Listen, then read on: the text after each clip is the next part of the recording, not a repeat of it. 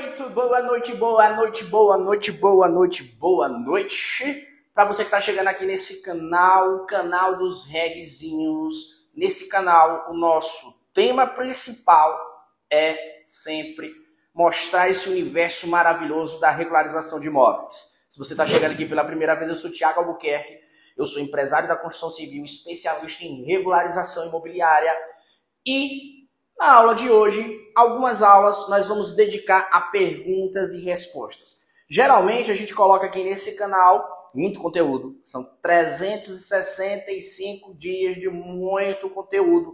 Eu e minha maravilhosa equipe, ó. Ó pra vocês, ó o coraçãozinho. Porque sem vocês seria impossível, humanamente impossível, pesquisar, produzir tanto conteúdo para todo dia aqui. Está fomentando, está alimentando essa comunidade maravilhosa de reguezinhos. Reguezinhos. Se você está ouvindo isso pela primeira vez, você pode estar se perguntando: que bicho é esse? Reguezinho?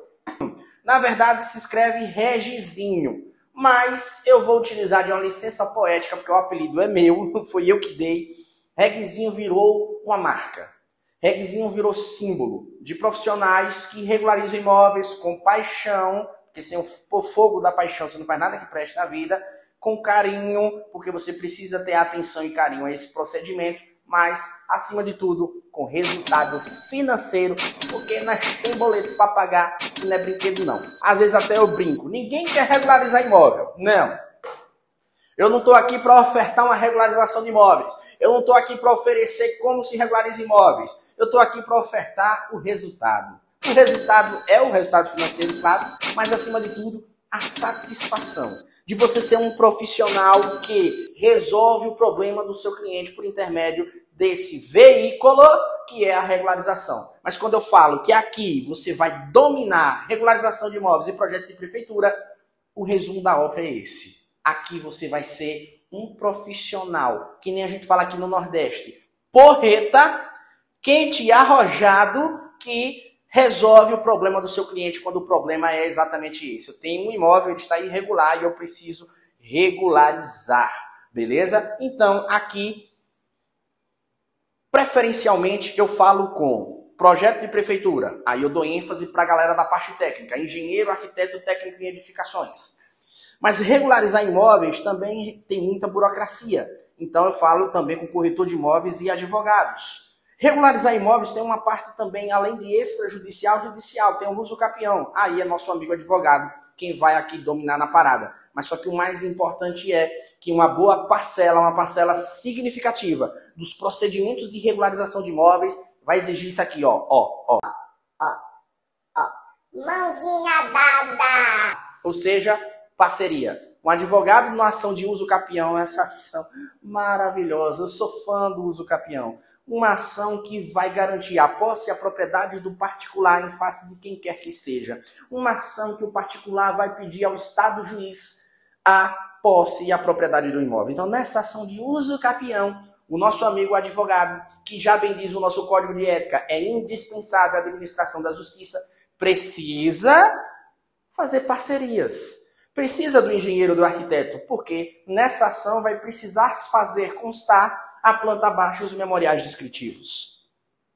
Nossa metodologia, portanto, ela é abrangente. Eu sou suspeito, mas ela é maravilhosa, maravilhinda, mas ela é abrangente, porque ela a todo momento vai ressaltar que regularizar imóveis hoje é um mar azul de oportunidades e regularizar imóveis hoje é essa possibilidade desses profissionais maravilhosos estarem fazendo parceria e todo mundo ganhar dinheiro. Então lá vai um aviso. Se você lá no seu subconsciente tem uma mentalidade de escassez. Ai, não, eu quero fazer tudo sozinho, eu quero atender meu cliente sozinho, eu vou regularizar o imóvel dele sozinho, eu não preciso de ninguém. Rua. Pode clicar num xizinho que tem na sua tela e cai fora daqui, que aqui não é o seu lugar. Aqui é o lugar do profissional que tem aquela mentalidade que é a mentalidade de abundância. Mentalidade de abundância. Eu não sei você, não sei se você acredita. Se você não acredita, eu te respeito como ser humano, mas eu acredito. Acredito em quê? No Supremo Arquiteto do Universo. A concepção de um Deus único, do Deus incriado, que criou toda a infinidade dos universos infinitos. Sim, universos no plural, porque hoje a ciência já trabalha com a possibilidade dos multiversos. Então hoje eu acredito e defendo a ideia do Criador incriado, de Deus Pai Todo-Poderoso. O que eu quero dizer com isso? Que o universo ele é infinito, que o nosso Criador é infinito. E a mentalidade de abundância deve ser aquela que você deve imperar. A maioria dos sucessos, dos profissionais, dos empresários de sucesso, pode ter certeza, eles possuem a mentalidade de abundância. Prospera na vida quem tem a mentalidade de abundância. Prospera na vida quem vibra na mentalidade de abundância. Aqui, além de normas técnicas, você vai aprender também um mindset empreendedor. O mindset que você precisa ter para prosperar como empreendedor, especialmente no ramo imobiliário e da construção civil. Beleza? Se você tem então a mentalidade de abundância, você está convidado para fazer parte dessa comunidade, porque é uma comunidade onde todos se ajudam. Nós temos engenheiros e arquitetos em uma determinada cidade que conhecem um reguezinho corretor de imóveis. Poxa, mas o engenheiro, o arquiteto pode fazer parceria com o corretor de imóveis? Sim.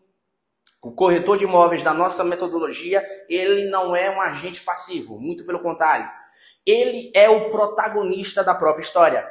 Ele domina as técnicas, além de persuasão, mas as técnicas de prospecção constante de clientes. Ora, o corretor de imóveis, na nossa metodologia, ele é um profissional auxiliar. Ele pode atuar regularizando imóvel, mas ele vai ter que fazer uma parceria com um profissional essencial, que é o engenheiro e o arquiteto. E por aí vai, e por aí vai. Perfeito? Então, parceria é a palavra de ordem. Aula de hoje, perguntas e respostas. Geralmente uma aula eu pincelo um tema técnico, na outra aula, e essa aula ela gera muitas dúvidas, a galera vai lá no meu direct, no Instagram, e enche de pergunta, e as perguntas relevantes a gente traz para cá e passa uma aula inteira só respondendo, beleza? Ah, Thiago, eu quero lhe perguntar, eu tô com dúvida. Bem, se você é reguezinho, se você já está na nossa comunidade, você está lá no nosso grupo do Telegram, você pode chegar lá em um dos administradores do grupo e fazer lá a sua pergunta. Faz parte dessa comunidade o nosso acompanhamento, certo? Não é igual a nossa mentoria, onde a gente pega na sua mãozinha e faz a regularização junto com você, mas perguntas e respostas. Lá a gente se ajuda. Se você não é ainda reguezinho, se você ainda não faz parte da nossa comunidade, você vai ter dois caminhos. Cada vídeo que está no YouTube, você pode chegar e botar sua perguntinha aqui embaixo, a gente responde. Ou você pode procurar Thiago Albuquerque no Instagram, aproveita para seguir e vai lá no direct e manda a pergunta lá, beleza? Vamos começar com a série de perguntas. Perguntas que vários engenheiros, arquitetos, técnicos em edificações, corretores e advogados foram lá no direct de Titi fazer a perguntinha. Bora lá. O que fazer quando o terreno tem uma dimensão e quando conferimos na escritura está completamente diferente? Olha, tem muito profissional. Muito, não é pouco não, certo? Especialmente aqueles engenheiros e arquitetos que estão começando a bombar no escritório. Está começando a bombar no escritório. Ele ainda não tem equipe, ele começa a se sobrecarregar e aí ele começa a receber aqueles projetos. E aí ele começa a acumular serviço. E ele começa a receber aquela documentação e ele começa a fazer esses projetos sem fazer o dever de casa. Sem ir em loco, sem tirar as medidas. E aí, o que eu já vi de engenheiro e arquiteto precisar da nossa ajuda aqui da área jurídica para resolver um processo porque não fez a medidazinha certa, não fez o deverzinho de casa antes. Creu. Pô, Thiago, mas o que é que tem a ver a pergunta com isso aí que você está falando? É porque uma coisa puxou a outra. Por quê? Sempre que você recebe um procedimento, um processo, um projeto de regularização de um imóvel que já existe, a gente recomenda, vai lá, tira as medidas, faz o croquis. Ou, quando é uma obra nova, começando do zero, não existe nada, mas já existe o lote urbanizado, já existe a terra nua, vai lá, tira as medidas. Vamos verificar se está batendo uma coisa com a outra, porque se não está batendo, você vai precisar adentrar com o procedimento de retificação de medidas da matrícula. Ok? E aí, via de regra, você vai ter que entrar com o seu projeto de prefeitura, vai ter que emitir ART, RRT, TRT em cima desse projeto, certo? Fazer a retificação desse imóvel, por intermédio desse projeto e depois ingressar no cartório para o competente registro. Mas o cerne que essa questão levanta é essa necessidade. Levantamento topográfico. Preciso fazer o levantamento topográfico? Olha, se você não faz levantamento topográfico e fazer parceria com um profissional que faça levantamento topográfico, é o cenário ideal. Preciso recorrer a esse extremo? Se não quiser, não recorra. Mas pegue a sua treminha, vá até o local e verifique se medidas estão batendo. Não são poucos os casos no Brasil de invasão. Um lote, o cidadão começa a construir e invade o lote vizinho. E aí? Cabe até ressarcimento perante a justiça. Ou o indivíduo começa a executar errado, a medida está errada e sem querer ele invade o lote vizinho. Cabe ressarcimento. Acaba gerando uma ação judicial. Esses transtornos, essas dores de cabeça seriam todas evitadas se o profissional competente fosse lá e levantasse as medidas. Respondendo a você, faz o levantamento, confere as medidas e está divergente, o papel não condiz com o real, você vai fazer um novo projeto onde você vai transformar esse papel agora condizente com as medidas que lá estão. Beleza? Como começar a prospectar cliente para o meu escritório? Para o meu escritório. Vou repetir. Como começar a prospectar cliente para o meu escritório. Uma das maiores dores de todo engenheiro, arquiteto, técnico e advogado. Corretor de imóveis eu não coloco tanto nessa dor, porque o corretor de imóveis ele já é um vendedor, propriamente dito. Então, se o corretor de imóveis tem dificuldade em prospectar, ele já começa a bater de frente logo de cara. Porque os resultados do corretor só vão escalando à medida que ele vai batendo de frente com esse problema. Só que o engenheiro, arquiteto, advogado passa 4, 5 anos em uma faculdade submerso, mergulhado em normas técnicas, jurídicas, o engenheiro e arquiteto em procedimentos relacionados à construção civil, o advogado submerso nas leis, doutrina, jurisprudência, mas não tem uma aulinha sequer para falar sobre os relacionamentos humanos, para falar sobre a nossa essência. Nós somos seres essencialmente sociais. Nós evoluímos biologicamente falando para vivermos em sociedade. Não tem nenhuma aulinha sequer que fala que você, na verdade, é um profissional liberal, que você é vendedor. Você vende serviços. Nós temos no RIS, Regularização de Imóveis Simplificada, um módulo específico. Um módulo específico de marketing para engenheiro, arquiteto e advogado. Sendo que o advogado é como um médico, tem que tomar um cuidado redobrado, porque existe o conselho de ética que fala o seguinte: ai, doutor, não é bem assim não. O seu código de ética vai falar o seguinte: todo e qualquer procedimento de mercantilização é incompatível com o exercício da advocacia. Se o senhor não está sabendo disso, abre o código de ética de novo e vai pesquisar. Pois é. O marketing para o advogado, ele é revestido de um cuidado de outro planeta. É um cuidado que ele tem que estar ali, cada centímetro, cada milímetro, batendo com o que o conselho de ética da categoria faz. O engenheiro e o arquiteto já podem fazer aquele chamado marketing direto. Então você fez essa pergunta, mas você não especificou qual categoria você se encontra. Só que engenheiro, arquiteto, advogado. O nosso módulo, ele tem 2 pilares. Olha, o teu marketing vai ter que estar alicerçado no offline e no online. Nós não somos extremistas de dizer, não, nós estamos agora na era digital, esqueça o marketing antigo, só existe hoje em dia o marketing online. Acaba com isso. O marketing online, ele permite uma escala maior e ele está mais barato do que o offline tradicional. certo? Hoje aqui no escritório, para eu gastar com rádio, faixas, uma emissora de rádio, faixas, é raro, é difícil. Ainda faço isso em momentos bastante pontuais, só que eu dedico um orçamento menor para isso.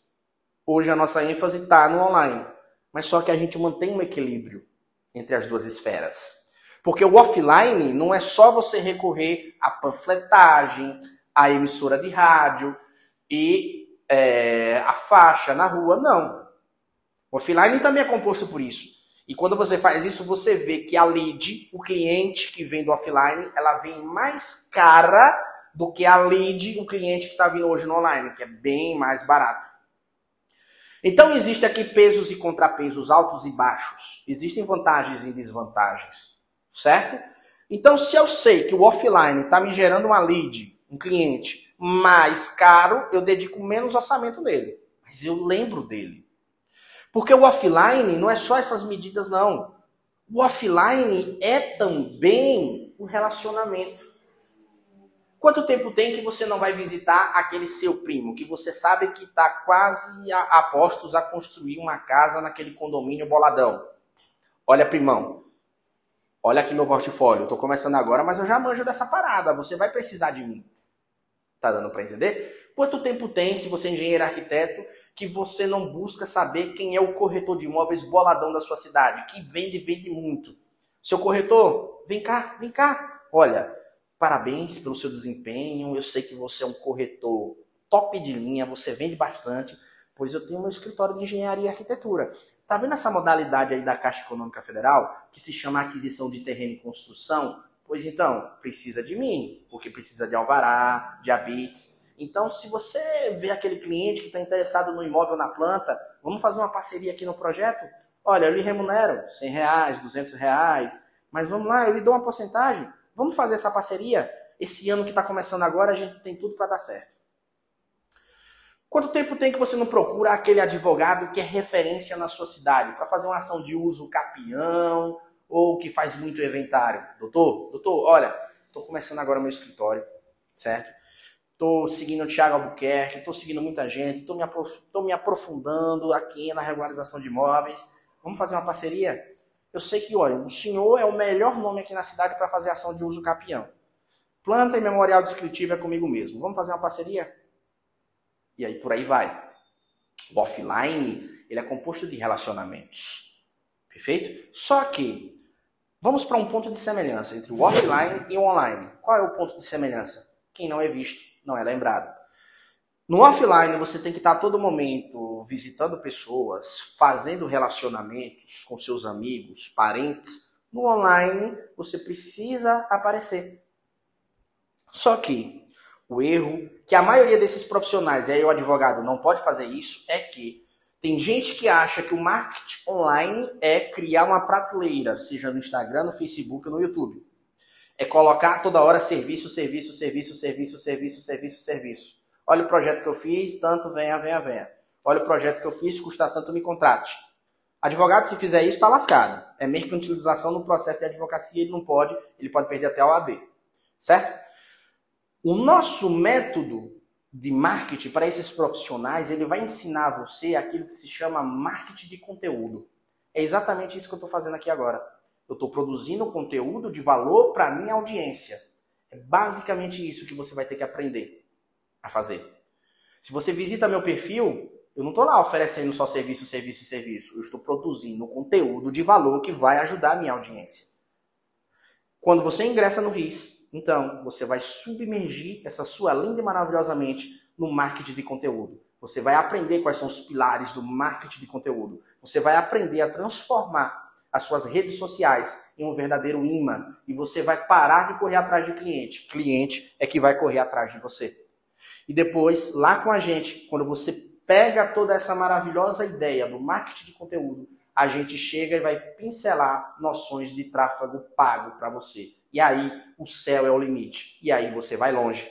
Resumo da ópera, você vai precisar aprender a balancear o offline com o online. E assim, você vai, com sucesso, captar tantos clientes para você que você não vai nem conseguir dar conta. Hoje, eu preciso ter aquilo que se chama custo de oportunidade. Eu não consigo atender todo mundo.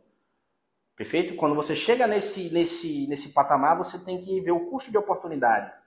E o cliente que não vale a pena, você passa, você faz parceria. Ah, eu quero atender mais clientes, então você vai ter que estruturar sua equipe, sua infraestrutura, seu escritório. E por aí vai.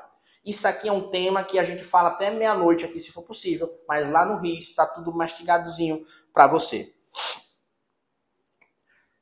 A equipe aqui é maravilha, ela vai selecionando aqui uma pergunta atrás da outra que tem uma relação. Veja, qual foi o primeiro passo que vocês fizeram para divulgar seus serviços? O primeiro passo foi exatamente isso, o balanço entre o offline e o online. Só que tem uma coisa que você precisa ter cautela. Por exemplo, está começando agora? Está querendo ganhar espaço, conhecimento, clientes? Alguns serviços você já pensou em oferecer de graça? Calma. Calma, não são todos, porque aí você quebra antes mesmo de começar, certo? Mas vamos para um exemplo prático. Há alguns anos, quando a gente estava começando, existia um determinado construtor individual, que hoje faz cerca de 40, 50 imóveis por ano. E a gente queria fomentar uma parceria com ele. A indicação para a minha equipe, os engenheiros, arquitetos e eu, na parte do despachante, vamos arranjar cliente, vamos vender o imóvel desse cara, e vamos fazer uns 3, 4 projetos. Eles faziam o projeto e eu regularizava a parte burocrática. E a gente não vai cobrar nada. Agora vamos dar o sangue. Vamos correr atrás, vamos fazer bem feito. Dito e feito. Fizemos 3, 4, 5 projetos, não me lembro bem ao certo, sem cobrar nada. E depois, e criando o relacionamento, e depois a gente chega e fala, olha fulano, a gente tem tudo para crescer. Agora eu lhe ajudo, você me ajuda. E aí, a partir daquele momento, a gente começa a fazer todos os projetos daquele parceiro, claro, cobrando o justo e o aceitável. Uma pessoa que está começando agora, que deixa aquele negocinho que se chama ego, orgulho, falar mais alto, ele nem sequer cogita em flexibilizar um serviço ou outro para um determinado cliente. Um outro parceiro, fiz algumas regularizações na Receita Federal sem cobrar nada. Um outro parceiro, comecei a fazer alguns serviços extrajudiciais sem cobrar nada. Hoje, todos esses parceiros estão fechados conosco e pagando o justo e o certo. Fica aqui a dica, beleza? Não é tudo não, porque se você faz tudo de graça, isso aqui é negócio, não é instituição de caridade. Mas tem o ó. Joguinho de cintura. Cada caso é um caso, mas analise. Se é um determinado cliente não vale a pena, você está flexibilizando. Beleza? Uma determinada engenheira aqui, Daniela, o nome dela, tenho muito medo. Presta atenção, Reguinho, olha. Tenho muito medo de não acertar no atendimento aos clientes. Dani, seja bem-vinda. Você veio ao lugar certo. Você tem medo. Eu também. Mané, você tem medo? Tem medo de cada coisa, né, mané? Eu também tenho medo. Ser humano, se cortar, sai sangue. Ser humano tem que ter medo mesmo. O Homo sapiens evoluiu para considerar o medo como uma resposta quase que instintiva de sobrevivência. Certo? Então, Dani, você é uma animala. E eu não estou te xingando, não estou te ofendendo. Eu estou ressaltando a sua natureza biológica. Eu sou um animal. Você é um animal. Somos racionais. Estamos no topo da cadeia evolutiva. Estamos no topo da cadeia alimentar. Mas a nossa natureza intrínseca, biológica, é de animais. O nosso antepassado era um macaquinho. Exatamente. Ele vivia na floresta. Ele sai das árvores, vai para a caverna.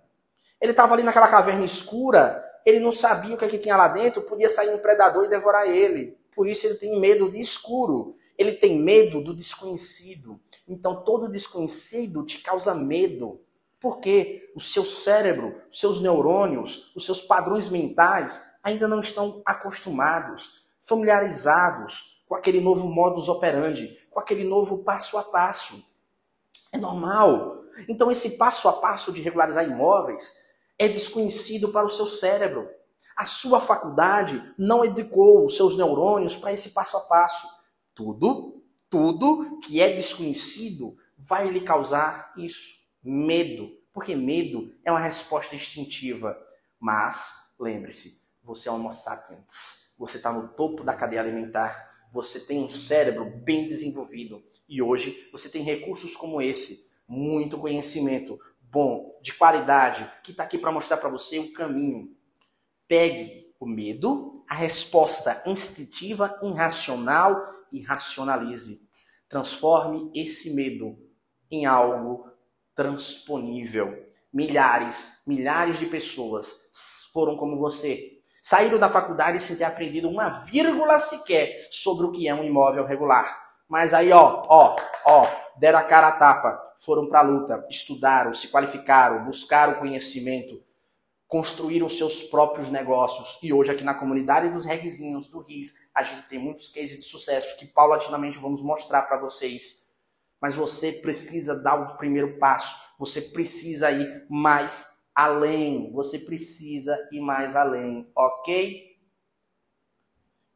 Outra pergunta, nessa mesma pegada. Me sinto insegura para fazer projetos. Alguma dica? Está relacionado. É um medo, é a insegurança. Um dos meus mentores costuma dizer o seguinte: todas as vezes que eu estive a um passo de buscar uma versão mais foda do que a que eu estava, todas as vezes que eu estive prestes a evoluir, o medo me dominava. Eu me lembro uma vez, veja, quando eu conheci a minha atual noiva, namorada, esposa, que eu achava, nossa, que mulher linda, velho. Que mulher linda. E eu me tremia nas bases. Eu não sabia o que falar. Eu não sabia o que dizer. Eu não sabia o que agir. Eu não sabia como chegar. É um exemplo de medo. Eu tremia cada passo para chegar nela, para abordar, para falar alguma coisa, para tentar conquistá-la. Eu tremia, eu gaguejava, eu não sabia o que fazer. Mas aí, me lembrei do meu mentor. Todas as vezes que eu estive prestes a evoluir, eu sentia medo. E aí, eu racionalizei. Eu racionalizava. Peraí. Para com essa de colocar ser humano em pedestal. Ela é ser humano como eu, detetora de qualidades e defeitos. Vou lá e vou bater um bom papo. E o frio no estômago falava mais alto. E a tremedeira nas pernas. Mas eu fui vencendo. Passo a passo. Passo a passo. Tive a coragem de buscar o novo. Tive a coragem de ir até ela. E do meu ato de coragem, onde eu sobrepujei o medo, eu conheci o grande amor da minha vida. Imagina então, se eu permito que o medo me sobrepuje, que o medo fale mais alto, que o medo seja mais forte do que a minha força de vontade. Não estaria aqui falando com vocês hoje. Não estaria à frente das minhas empresas. Eu não estaria com o grande amor da minha vida. Pare e pense que o medo de começar uma nova profissão, o medo de correr atrás da resolução do problema do seu cliente é algo transponível. E aí pegue o exemplo. A programação neurolinguística nos traz um princípio. Tudo aquilo que um homem faz, o outro também pode fazer, homem ou mulher. Tudo aquilo que um ser humano faz, o outro também pode fazer, desde que submetido ao mesmo passo a passo, a mesma metodologia. Pense nisso. Vamos lá? Consigo fazer um desmembramento em um lote com residência lá dentro. Vamos ver se eu consegui entender. Vamos visualizar. Um lote razoavelmente grande, já tem uma residência dentro e eu acredito que você quer fazer o desmembramento, o desdobro. Ok. Primeiro ponto. Lei de zoneamento. Sua cidade tem lei de zoneamento? Por quê? Ao fazer o desdobro, o desmembramento, você terá uma matrícula original que será encerrada e criar-se-á. Peguei pesado no português agora, viu, mané? Criar-se-á 2 novas matrículas e 2 imóveis começam a surgir nesse exemplo, que eu acredito que foi isso que você quis dizer.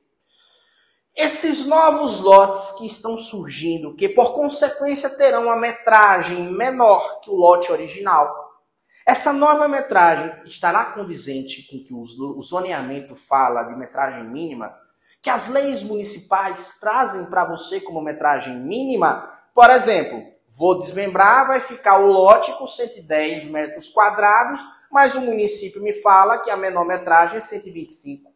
Lascou. Não pode. Ah, Tiago, perfeito. Eu olhei a legislação, 125 metros quadrados, quando eu fizer o desdobro, vai ficar com 125. Tá batendo uma coisa com a outra. Tá pegando um exemplo? Perfeito. Então você já fez a primeira análise, que é a análise legal, que eu não me canso de dizer que é a primeira coisa que você tem que fazer. Pronto, a análise legal bateu. Então é possível sim você adentrar com um projeto de prefeitura onde você vai pedir a regularização. Você pede o desdobro, mas regularização. É possível? É. Só que tem prefeituras e cartório que preferem que você faça as coisas isoladas. Primeiro o desmembramento e depois a regularização.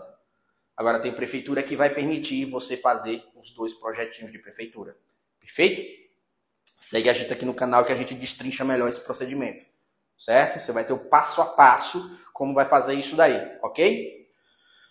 Quando você abre a próxima turma do RIS, detectamos aqui um grilinho da montanha, Moné. Mas todas as semanas novos grilinhos da montanha chegam por aqui. E nós amamos vocês. E nós amamos vocês. Aqui nesse canal, geralmente, nós temos os novatos e os velhacos. A maioria dos velhacos são reguezinhos, nossos alunos. E os novatos são os grilinhos da montanha, que ainda estão por aí na natureza. Soltos, livres. E papai está aqui chamando, venham. Venham, meus queridos, venham aprender a regularizar o imóvel. Venham fazer parte da maior comunidade de regularizadores de imóveis do país. Venham pegar os maiores honorários e a maior lucratividade do mercado da construção civil. Venham pra cá, cola com o papai que é só sucesso, mas não tem nada aberto no presente momento. Veja, a iniciativa do RIS, ela surge como uma verdadeira insatisfação desses profissionais técnicos, porque saíam da faculdade e tinham que se deparar com o mercado de trabalho, com a sua própria sobrevivência, com a sua própria subsistência, mas não possuíam o conhecimento necessário para escalar e alçar voos. Surge o RIS. Falar sobre regularização de imóveis, projeto de prefeitura, é algo recente na internet. Se você for pesquisar, tem mais ou menos 5 anos. Né? Nós estamos aqui finalizando 2022. Tem profissionais que falam mais ou menos há 5 anos. O nosso canal, agora do final de 2022, ele está com 8 meses de existência. O RIS, ele existia offline, vou pedir para a turma ali mostrar como é que era anteriormente, e agora, pós-pandemia, que as mídias sociais ganharam um boom, nós estamos escalando e colocando o RIS também online, porque isso vai ser a forma que nos permite propagar a nossa voz cada vez mais para quem quer aprender essa modalidade e as modalidades de regularização de imóveis, certo? E a cada 2 anos, eu praticamente vou reformular todo o curso, regravar. Ele está sendo regravado, então não tem nada disponível, não tem material nenhum disponível, perfeito? Para venda. Com material gratuito, você consegue evoluir? Consegue. Todavia, é muito material e ele é esparso. Ah, não quero comprar nada, beleza, fique à vontade. Segue a gente aqui que você vai aprender a regularizar muita coisa. Eu não tenho tempo a perder. Eu preciso fazer dinheiro para ontem. Para ontem, Tiago. Aí o curso do RIS, na minha opinião, o maior e melhor treinamento sobre regularização de imóveis que existe, ele impulsiona você. Ele impulsiona a sua carreira. Segue a gente que quando a gente abre, a gente avisa aqui na comunidade, avisa aqui no YouTube. Por hora, vai passar alguns meses completamente fechado, porque a gente está regravando. Geralmente, agora de um ano para outro, eu atualizo. A gente tem mais de 80% de taxa de renovação por causa disso. A gente se preocupa com a experiência do nosso cliente aluno. Perfeito? Outra dúvida? Ah, Tiago, é online. Você poderia deixar isso aí sempre aberto. Poderia. Se a minha preocupação fosse única e exclusivamente financeira, por que não é? Aqui nosso intuito maior, eu não canso de dizer, é criar comunidade. Eu quero conhecer profissionais Hoje, o nosso negócio de regularização, ele é além fronteiras. Eu quero conhecer profissionais para pegar os meus investidores e fechar parcerias. Eu quero conhecer profissionais para fazer regularização em outros estados. Perfeito? Então, o curso, ele é a porta de entrada para isso. Ou seja, o RIS, ele tem essa função primordial de alavancar carreiras, mas também a comunidade. Minha preocupação maior é a comunidade. Logo, eu não vou deixar o negócio aberto, porque quando eu abro, são 100 vagas, acabou. Eu recepciono essas pessoas lá na plataforma da Hotmart e a gente vai ter que ter um mínimo de controle de qualidade e acompanhamento. Então, não tenho a menor pretensão de deixar no perpétuo, como falam hoje no marketing digital. Em períodos e períodos a gente abre 100 vagas. Quem quiser alavancar a carreira, vamos embora. Quem não quiser, fica aqui, que a gente continua tudo de boas. De boas, de boas, de boas, de boas, de boas. Estou com um terreno que contém uma construção e preciso entrar em uso capião. O que fazer? Estou com um terreno que contém uma construção. Preciso entrar em uso capião. O que fazer? Não entendi, mas vamos. Veja bem. Grilinho, grilinho, grilinho, grilinho. Na hora de fazer a perguntinha, formula ela bonitinho pra gente não ficar voando. Mas vamos aqui dar uma pincelada geral, que quem sabe ela, a pincelada geral lhe ajuda. Você também não fala qual é a sua profissão. Mas suponhamos que o grilinho em questão aqui seja um engenheiro, um arquiteto. Aí a gente volta para aquela pegada. Mãozinha, parceria. O cliente lhe procura, o cliente não tem conhecimento técnico. Você é engenheiro e ele lhe procura, ele quer uso capião, você precisa encaminhá-lo para o advogado seu parceiro.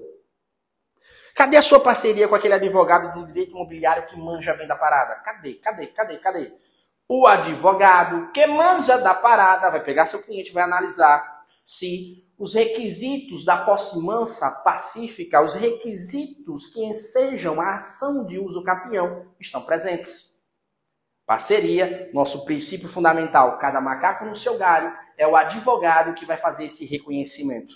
A partir do momento que ele faz o reconhecimento que é possível fazer uso capião, aí deu a entender que você tem uma área enorme e tem uma casa. Perfeito. A ação de uso capião, além de definir a posse e a propriedade, ela vai fomentar, forjar um novo documento escriturário, a nova escritura, onde vai mostrar que o imóvel como um todo, ele mede tantos metros quadrados, a área do terreno, com uma edificação que mede X metros quadrados menor da edificação. E aí seu cliente poderá ter o imóvel escriturado como um todo. Perfeito?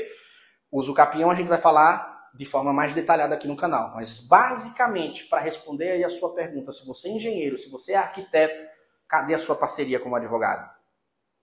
Se você é advogado, continua antenado com a gente que a gente vai falar só sobre essa maravilhosa ação de uso capião, que eu sou fã. Essa ação maravilhosa que ela vai vir determinar e definir a posse e a propriedade do Joãozinho, da casa, do lote dele, e aí vai vir esse ente lindo, maravilhoso, chamado Estado de Administração, trazer para ele aquele sentimento maravilhoso no coraçãozinho dele, que se chama segurança jurídica. Beleza? Vamos adiante. Como eu cobro para execução da obra? Outra pergunta que eu não estou entendendo. Como eu cobro para a execução da obra? Não se identifica e fica meio complicado. Grilinho, orientações sobre pergunta.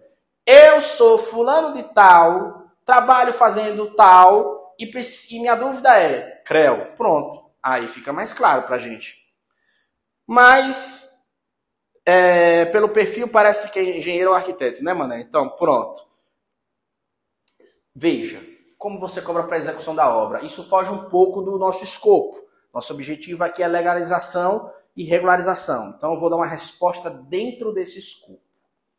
Perfeito? Como aqui nós temos um setor que faz a regularização, se esse responsável técnico vai ser contratado para acompanhar a execução da obra, ele vai ter que cobrar uma porcentagem, beleza. Só que aí eu tenho uma realidade para você, que uma resposta, quando se trata de precificação, que a maioria não gosta, mas é assim que tem que ser. A negociação entre as partes é livre. É livre. O cara vai fazer a execução de uma obra. Se você cobrar 1 milhão e ele quiser lhe pagar, você acha que alguém vai empatar? Não, mano. Em Grilinho, acompanhe. Se você cobra 1 milhão e ele te paga, e aí? Beleza, sorte é sua. Só que, por prudência, o que é que a gente recomenda? Imóvel de médio e baixo padrão, 2 a 3% do valor dessa obra. Padrão alto, 4 a 5% do valor dessa obra. Ah, tá caro, sei lá o quê. Aí é o seu ó. Ó, de novo, ó. Seu joguinho de cintura. Na hora da negociação. Você tem que ter jogo de cintura. Eu gosto de ó. Eyes contact, baby. Olho no olho. Sentir. Quem é esse cliente? Qual é o potencial financeiro dele? Qual será a capacidade de pagamento dele? Como é que ele vai querer pagar? Parcelado ou não vai parcelar? E aí sim, eu determino essa negociação. O norte para você seguir, 2 a 3% médio ou baixo padrão, 4 a 5% alto padrão. Se você for emitir ART, RRT de execução e acompanhamento. Beleza? Você sempre faz contrato em cada caso de projeto de prefeitura. Veja bem, cada caso é um caso. É um dos brocados jurídicos que transportam consigo uma grande verdade. Cada caso é um caso, certo? Aqui nós temos o quê? Uma divisão de tarefas. Tem o engenheiro e o arquiteto que vai fazer a parte técnica do projeto e eu posso adentrar como despachante imobiliário. Eu posso ser esse agente que eu vou pegar essa documentação e vou transitar nos órgãos. Eu posso fazer toda a regularização da Receita Federal. Olha, o que choveu essa semana, no meu direct, pedindo a liberação do módulo de Receita Federal, não está no gibi.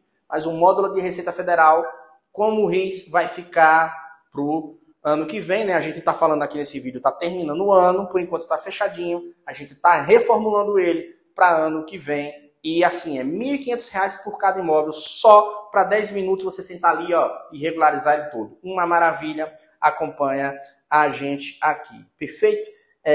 Veja, engenheiro e arquiteto tem que fazer o contrato. Tem que fazer contrato. Se você é meu aluno, se você é reguezinho, se você não fizer o seu contrato de prestação de serviço, você vai apanhar. Papai vai lhe dar tapinha na bundinha. Sabe por quê? Infelizmente, embora eu tenha um bom coração, não estou falando isso de forma egoísta ou arrogante, eu tenho um bom coração. Eu acredito que a maioria dos seres humanos nesse planeta são do lado de cá, do lado do bem. Mas tem muito vagabundo mal intencionado por aí. Já teve colegas meus de profissão, engenheiros, arquitetos, está começando agora, o cara vai lá, não, me faça o projeto tal. E ele faz o projeto, o engenheiro, arquiteto, entrega para o cidadão, sem cobrar nada. O cidadão some. Depois, quando ele liga cobrando, não vou fazer esse projeto não. Não vou fazer esse projeto não. O tempo passa, o tempo voa, e aí quando o iniciante está passando ali na rua, olha o projeto sendo executado. O mesmo projeto que ele confeccionou. Por quê? Não fez contrato de prestação de serviço. Isso é uma regra. Quem está na comunidade recebe modelos de contrato de prestação de serviço. E você tem que pedir pelo menos 50% para começar. Não, você realmente quer? Quer o projeto? Pronto, 50%. Creu. Está aqui seu contrato. Ah, que garantia eu vou lhe pagar 50%? Que garantia eu vou ter que você vai fazer meu projeto? Está aqui. Está aqui no contrato. É bom para ambas as partes. Certo? O senhor assina aqui o contrato, bota a testemunha, ele vai ter até força de título executivo se o senhor quiser, perfeito? Mas não tem condições de eu começar a fazer, lhe apresentar o projeto e depois o senhor desiste, eu não recebi nem sequer 50%. Contrato tem que ter. Hoje em dia, contrato tem que ter. Eu acabei de me informar e estou mais perdido que segue tiroteio. Você está me ajudando muito. Essa aqui é uma maravilha quando a gente recebe um negócio desse. Fui contratado para fazer uma reforma. O que fazer? Reforma. Veja bem, a resposta é depende. Reforma é aquele negócio. A maioria das prefeituras vai ter um tratamento especial para a reforma. Veja, o que é que a lei fala? Que a reforma que vai causar uma modificação estrutural, uma modificação na metragem quadrada do imóvel, será necessário a expedição do correlato alvará de reforma. Agora, imagine que seu cliente quer fazer, ele tem um imóvel usado. Vamos pegar os seguintes exemplos. Ele tem um imóvel usado e a única coisa que ele quer fazer é pintar. Vai raspar o imóvel todo por dentro e vai pintar o imóvel todo por dentro. Houve mudança de estrutura? Houve mudança de metragem quadrada? Vai precisar averbar essa pintura na escritura? Não. Suponhamos que esse mesmo cliente, não quero fazer a pintura, eu quero trocar o piso da casa inteira. Houve mudança na metragem quadrada? Na infra ou na estrutura? Ou na supraestrutura? Não. Vou precisar averbar alguma coisa? Não. Quando a reforma, no entanto, ela é estrutural, quando a reforma vai aumentar ou reduzir a metragem quadrada do imóvel, meu AP tinha 50 metros quadrados, ou a minha casa tinha 50 metros quadrados, vou acrescentar um cômodo e vai passar a ter 55 metros quadrados de área construída. Aí sim. O particular estará, então, fazendo um aumento da utilização da taxa de ocupação, um aumento da utilização do espaço urbano, porque a propriedade privada é uma utilização em cima do espaço urbano. Você compra casa, você não compra rua, perfeito? Pegando essa linha de raciocínio, olha, era 50 metros, agora é 55. Tem que averbar na escritura. Uma mudança de layout do imóvel, uma mudança que realmente vai modificar essa metragem. O aumento, a ampliação ou a redução vai necessitar na escritura a averbação da nova metragem, vai necessitar a atualização do cadastro do imóvel na prefeitura, posto que, via de regra, o IPTU tem que ser calculado com base na metragem quadrada desse imóvel. Quando a reforma, então, traz consigo essa modificação de metragem e de estrutura, aí sim, alvará de reforma. Beleza? Agora aquela reforminha besta, pinturazinha, troca o piso aqui, sei lá o quê, imóveis planejados. Na nossa concepção, não é necessário. E, na maioria esmagadora das prefeituras, pelo menos as prefeituras mais sérias, têm o mesmo entendimento aqui, ora, esposado. Apenas as reformas contundentes e as demolições, que o particular estará alterando a utilização do espaço, aí sim. Beleza? A demolição também entra nesse viés. Ora, eu tenho uma escritura que está mostrando uma casa de 60 metros quadrados em cima desse lote. Vou demolir. Brrr, tiro tudo. Aquela escritura já não tem mais validade jurídica nenhuma. E seja o que você for fazer, você não, seu cliente, for fazer em seguida, vai ter que ser averbado na escritura. Qualquer modificação contundente no imóvel tem que ir para a escritura, beleza? Qual a melhor saída para empreender em uma cidade pequena? Abrir um escritório ou começar em home office? Olha, gravamos recentemente aqui no canal aula explicativa sobre esses modelos de negócio. Pesquisa, mergulha. Não vou me alongar porque tem aula específica, mas resumindo aquela respostinha maravilhosa, depende. Você precisa fazer uma análise crítica de si mesmo, um olhar crítico. Você fala aí cidade pequena, mas o que é cidade pequena para você? 30 mil habitantes, 50 mil habitantes, 100 mil habitantes? A minha visão de empreendedor ia focar nessa oportunidade. Poxa, eu vou ser o primeiro escritório, entendeu? Ou tem poucos escritórios. Eu vou ser mais um escritório, mas eu vou fazer de tudo todos os dias para que meu rosto não seja apenas mais um na multidão. Poxa, mas eu tô com um grande problema que a maioria dos brasileiros hoje tá, que é grana curta. Beleza? Aí sim. O home office pode ser a melhor saída para você. Mas, como eu gosto de fazer, né, mané? Todavia, contudo, entretanto, however, nós acreditamos que montar um modelo de home office que realmente funciona, existem algumas regrinhas que devem ser seguidas. A minha equipe, nós pesquisamos durante muito tempo o modelo de home office utilizado por um grande empresário brasileiro, que é o Flávio Augusto da Silva, da Geração de Valor. Eu sei, ele é bilionário, por isso que ele trabalha de home office. Mas para quem segue a Geração de Valor, se você não segue, eu indico que siga, você começa a pegar, numa das muitas falas dele, que o home office ele precisa trazer consigo uma verdadeira ideologia. Não adianta você simplesmente dizer, vou trabalhar em casa. Não, você vai precisar montar, elencar uma série de comportamentos e hábitos positivos que vão propiciar que você tenha sucesso nesse home office. Lembre-se, você vai estar misturando um ambiente de trabalho com um ambiente de descanso. O seu cérebro já está acostumado a considerar aquele ambiente e associá-lo ao seu descanso, ao seu lar. Então não é só dizer, vou trabalhar em casa. Não. Montar um home office, além de uma infraestrutura mínima muito barata, por sinal, vai necessitar um planejamento. E um planejamento comportamental. Nessa aula a gente delineia todos os padrões de comportamento que você precisa para ter aquilo que nós chamamos um home office de sucesso. E como é que você sabe que esse modelo é de sucesso? Vários alunos nossos implementaram e a maioria esmagadora teve sucesso. Beleza? Vamos em frente.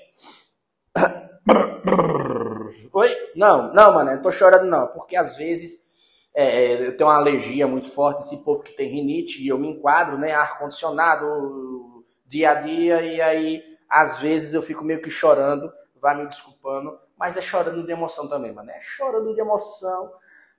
Toda vez que eu tô aqui, sinceramente, do fundo do meu coração, deep in my heart, eu fico emocionado, cara, eu fico emocionado. Vamos lá. Como formar uma parceria, já que não tenho experiência? Gilma, arquiteta. Gilma, depende do tipo de parceria. Mas, por exemplo, se você quiser se formar, o que é que eu faria, né? E o que é que está dentro da nossa linha de raciocínio, da nossa metodologia? Quero formar uma parceria e não tenho muita experiência. Você tem que ter alguma coisa a oferecer, certo? Você pode chegar em um determinado arquiteto, um engenheiro que está sobrecarregado, você vai oferecer... Olha, acabei de me formar agora, mas eu tenho conhecimento nisso daqui, eu posso te ajudar. A sua ajuda, a sua parceria tem um contraponto. Perfeito? Você, por exemplo, nessa sua parceria, você pode oferecer a sua mão de obra, o seu tempo, alguma coisa. A parceria tem que ser bom para ambas as partes. Tem que ser bom para ambas as partes. Geralmente existem arquitetos que não fazem os demais projetos, os estruturais, os complementares, e aí ele atende o cliente, ele faz a edificação e ele faz a parceria com o engenheiro que vai vir fazendo os complementares. Isso é o que mais a gente vê no mercado. Aqui eu digo e repito, aqui é uma comunidade. Comunidade dos reguezinhos. Aqui a gente ressalta a necessidade de parceria. Mas parceria tem que ser bom para ambas as partes. Então, antes de mais nada, olhe para si mesmo, mesmo com pouca experiência. O que é que você tem para oferecer? Você domina algumas ferramentas que podem ser úteis naquele escritório?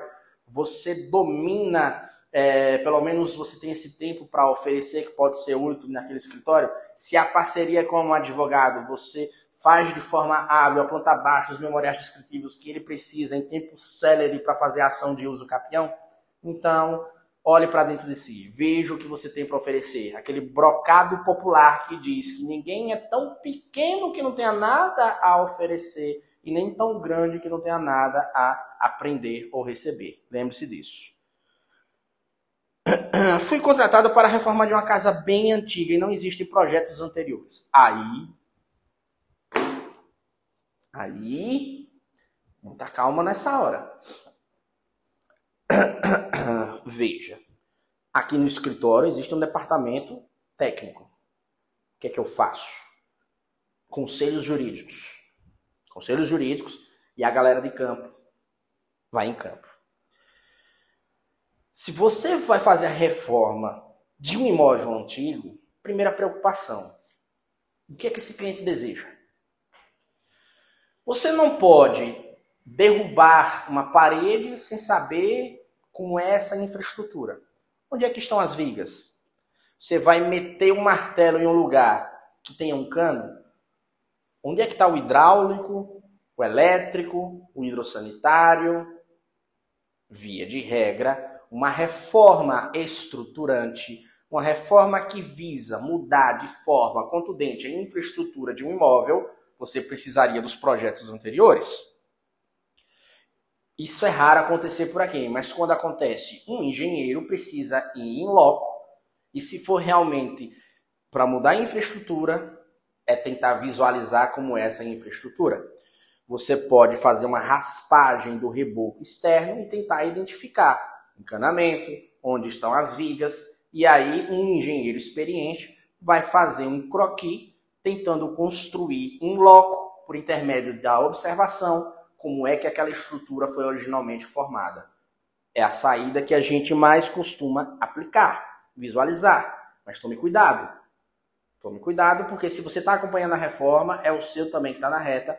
A gente já falou muito aqui sobre a responsabilidade civil de engenheiros e arquitetos no âmbito da construção civil. E, para finalizar, o porquê e como fazer contrato. Grilinho. Aqui não é reguezinho, não. Aqui não é reguezinho, não. Grilinho. O porquê? O porquê? Segurança. Segurança para ambas as partes. Eu já dei o exemplo aqui de um arquiteto que estava começando, o espertalhão chega, contrata o arquiteto faz um esboço bem detalhado, passa para a pessoa some, quando o arquiteto liga para aquela pessoa, a pessoa fala, não vou fazer mais não, mudei de ideia. E aí depois está ele lá executando. Ou seja, se aproveitou do arquiteto, pegou o projeto e foi executar a obra dele de forma ilegal e por aí vai. Quem está na nossa comunidade recebe o modelo de contrato. É contrato de prestação de serviços, muito bem feito, muito bem redigido e percentual de entrada, prescrevendo forma de pagamento, se vai ter parcelamento ou não. Beleza? Nosso tempo extrapolou, estourou. O que você pensar? Tá com dúvida? Escreve aqui nos comentários ou vai lá no nosso direct no Instagram e manda. E manda pra gente estar esclarecendo e resolvendo tudo. Beleza, reguezinho? Tamo junto. Aqui você aprende tudo que você precisa para dominar projeto de prefeitura, regularização de imóveis e lucrar, porque nós temos boleto para pagar que não é brinquedo não. Tamo junto, reguezinho!